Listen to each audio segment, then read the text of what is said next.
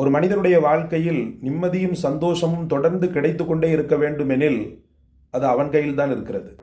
அல்லாவிற்கு பிடித்தமானவனாக, ரப்புல் ஆலமீனுடைய கட்டளைகளுக்கு அடிபணிந்தவனாக, அவனுக்கு பிடித்தமான வாழ்க்கையை வாழக்கூடிய நேரத்தில் அவன் எதிர்பார்க்கக்கூடிய நிம்மதியும் சந்தோஷமும் எப்போதுமே அவனுக்கு கிடைத்து கொண்டே இருக்கும்.